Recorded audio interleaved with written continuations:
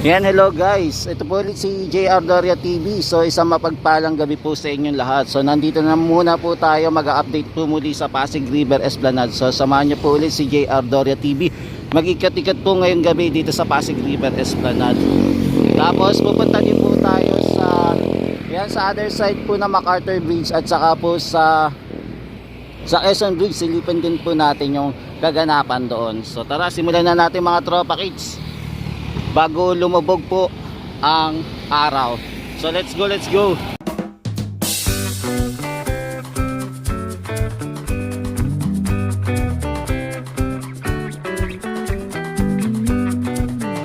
Yan, so eto na guys, eto na yung latest update natin ngayong gabi. Kung mapapansin nyo mga tropa kids, ayan, pinailawan na po, tinesting na po ang Pasig River Esplanade dito sa Manila Central Post Office. Malapit po dito sa Central Office mga tropa kids. So ayan, kitang kita nyo po, pinailawan na po ang ating bagong Esplanade na boardwalk.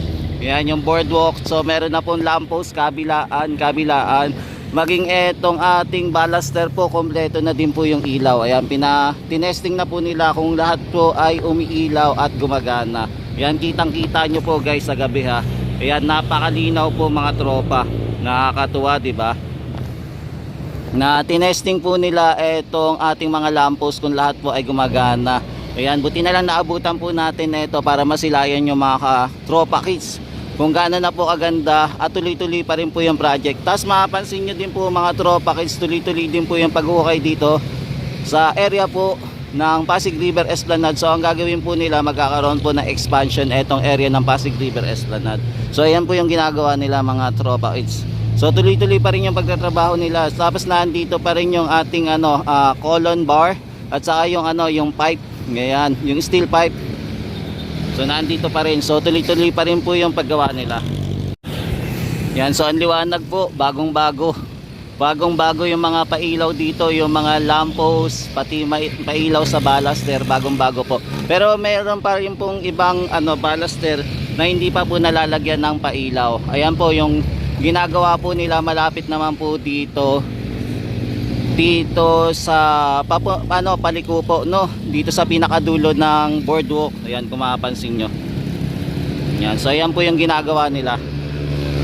Yan, nakaka-amazing po na tinesting na po yung pailaw dito, no, at good at napadaan po tayo dito para masilayan po etong panibagong boardwalk na naman po na ginagawa. Tapos ito nag-aayos-ayos na din po sila ng pader. So ayan, update natin po ulit ito bukas ng umaga para masilayan po ulit natin. Tapos dito naman po sa area, mapansin po natin na inaayos na po yung mga steel beam through dito, no. So naglalagay na po sila ng bakal. Yan, alamin natin kung ano po ilalagay nila dito, kung bakal lang po ba o yung pa rin, yung pilote pa rin po yung ilalagay. For the meantime, ito ang nakikita natin, puro steel beam po yung linalatag nila.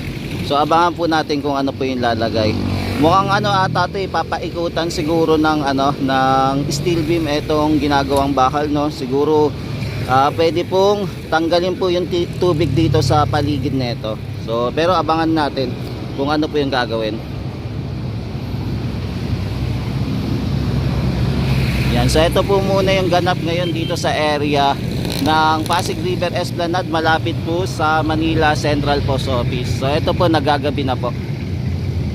Yan, so ito naman po itsura ng ating Binondo pagka gumagabi na. Yan, so mag-update po ulit tayo bukas, punta naman po tayo sa kabila. Yan, so nandito naman po tayo mga guys sa area naman po ng ating stockyard. Ayan, kung mapapansin nyo po, tuloy-tuloy pa rin po yung pagtatrabaho nila dito sa area. Ayan, marami lang mga lamok na lumilipay. Ayan, no, grabe, ang dami. Ayan, pansin nyo. So ito, kahit gabi po ayan, may mapapansin tayo nagwe-welding, tapos pinipinturahan pa rin po yung mga steel beam. Tapos inaayos na din po nila yung steel deck. Ayan, inaayos na din po nila. Tapos ito, marami pa rin po tayo mga pilote dito na naka-stack pa rin po mga tropa kids. Ayan, so busy pa rin po yung ating mga kababayan sa pag-aayos-ayos dito, sa pagpipintura, sa mga maliliit at malalaking steel beam na gagamitin po para po sa pundasyon na boardwalk na gagawin.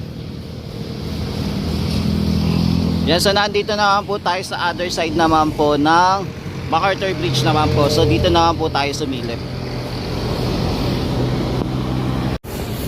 Yan, so silip din tayo dito sa tulay. Yan, medyo malabo lang guys. Tapos may mga kababayan na tayo na nagkukumpulan doon, no, sa itaas po ng ginagawa pong panibagong boardwalk. Yan, kung mapapansin nyo, ang dami pong tao. Yan, sorry guys, medyo madilim na kasi. Kaya bukas na lang, silipin po natin ito ulit ng malapitan para makita po natin kung ano po yung mga ginagawa. Yan, kung mapapansin nyo po, may mga kababayan tayo na nandun po sa taas ng boardwalk. Ayan, na tumatambay po. Pero meron pa rin po tayo mapapansin na mga construction worker na nandun pa rin po, no, na nagtatrabaho po. Yan, so lipat naman po tayo sa kabila. Silip naman po tayo sa Quezon Bridge naman. Silipin natin kung ano naman po yung ginagawa doon. Yan, so mga tropa, sakit naman po tayo dito sa Quezon Bridge. So silip naman po tayo sa Quezon Bridge. Tignan natin kung ano naman yung mga kaganapan dito sa area, para makita natin kung ano naman po yung ginagawa pagkagabi naman po dito sa Pasig River Esplanade. Dito naman po sa area ng Loton Pasig Ferry Station.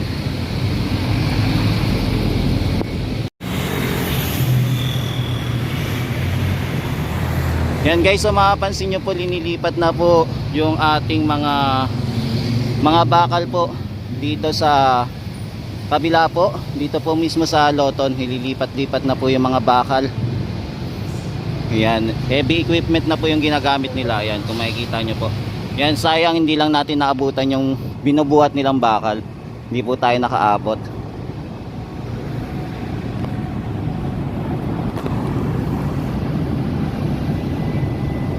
Yan, so ito po yung itsura naman ng ating Pasig River Esplanade dito ngayong gabi. So ngayon po, mapapansin natin na wala na pong nagtatrabaho ngayon. Tapos makikita din po natin etong mga pilote po na ibaon na rin po, no? Yan, naibaon na rin yung mga pilote na kaninang umaga napansin natin na ang tataas pa. Pero ngayon ayan na po, naibaon na po nila sa Ilog Pasig. So abangan natin kung meron pa po silang ibabaon pa ng mga pilote dito na idadagdag pa po, diba? Ayan, so ito po yung ginagawa nila. So tapos na po sila magtrabaho. Yan, so ito po yung itsura ng mga ginagawa po nila dito. Yan, meron pa rin po tayo mga scaffolding, pilote na nabawasan, tapos yung crane naka-park po muna dito, then yung mga pilote din po ayan, tenga po muna. So bukas po ulit sila magtatrabaho po ulit. Yan, try naman po natin, silipin naman po sa kabila kung meron din pong ginagawa. Yan, so dito naman po sa kabila, continuous pa rin po yung pagbabasag nila ng pilote. Kahit gabi na po, nagbabasag pa rin po sila ng pilote. Sa ngayon po ay low tide na po. Ayan, nakakapag basag-basag po sila ng pilote ngayon. So ito po yung kanilang ginagawa. Tapos ito naman, kompleto na din po pala yung yung sa pile cap box po na may pinatong po na steel plate. Ayan, kompleto na din dito po pala sa area. Yan, so continuous po yung pagbabasag. Grabe, ang laki ng pilote, no? Tapos ang laki po ng babawasan na pilote. Tapos ito pala yung yung, di ba, pinapalo-palo nila. Tapos nilalagyan pala nila ng tali doon sa pilote para if ever dumalas po yung yung martilyo doon sa pako, ayan, hindi po malalaglag, di ba? Yan, so ayan po yung ginagawa nila. Yan, so continue pa rin po yung pagtatrabaho nila dito sa area. Ayan, di ba? Binabawasan na po. Akala ko po kasi magkakaroon dito ng hagdanan, hindi pala. Kumbaga babasagin din po pala ito. Kumbaga sobra din po pala yung pilote na naibaon po dito. Kumbaga umabot na po siya sa pinakadulo talaga. Kumbaga tinamaan na po yung bato rin ng Ilog Pasig. Yan, so ito po yung ginagawa.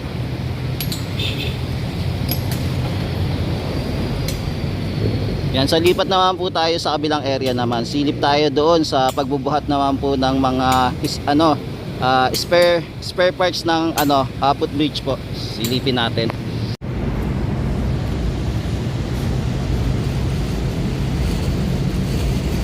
Yan guys, so we-witness lang tayo kung paano nila linalatag eto, ibababa eto mga spare parts ng mga bakal na binubuhat-buhat nila.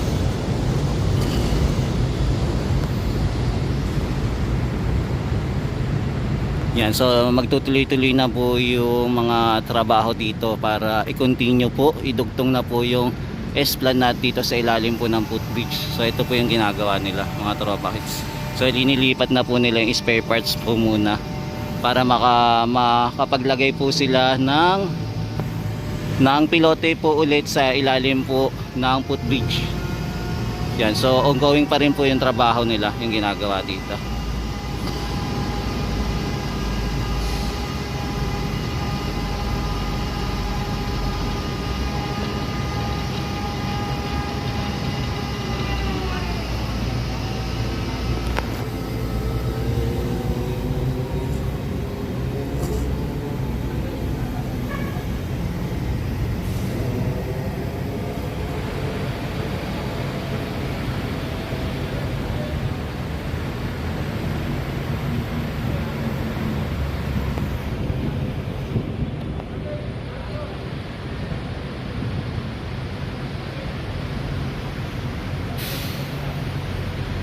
Yan, so guys, ito muna yung quick update natin dito sa Pasig River Esplanade. Ayan, so ito muna. So bukas po ulit, update po ulit natin yung mga kaganapan dito sa Pasig River Esplanade. Kahit paano na-witness po natin kung paano nila ginagawa itong mga paglilipat po ng spare parts ng footbridge dito po sa area po ng Loton Terminal.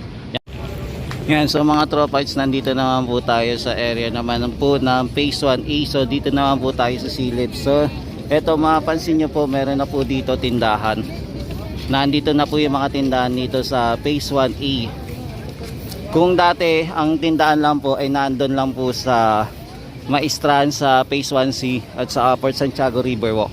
Pero ngayon meron na din po yung tindahan dito. So inayos na po nila, diba? So nandito din po yung isa kay Neneng B, nandito rin po. So nandito din po si Neneng B. Yan.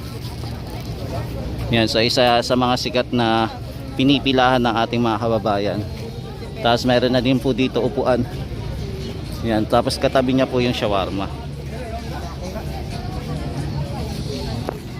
Yan, tapos dito naman po may mga juice na available. Tapos dito din po, eto, meron din po pang Japanese. Tapos dito din po, ayan. Uy, idol, uy, kamusta? Uy, nandito ka pala. Ayan. Tapos nandito naman po tayo sa area naman po ng kainan pa rin. Eto, medyo masikip lang po ng konti. Ayan, lakad lang po tayo.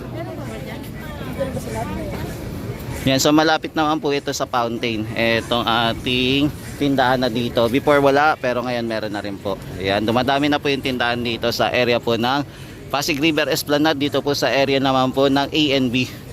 Ayan, so marami na din po namamasyal dito. Hindi lang po doon sa Phase 1C, sa Maistran, at saka sa Port Santiago Riverwalk.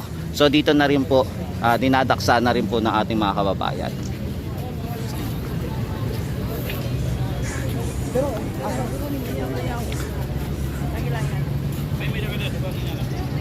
Yan, so ito muna yung ating update mga tropa kids dito naman po sa area naman po ng Phase 1. Yan, maraming salamat po ulit mga tropa kids.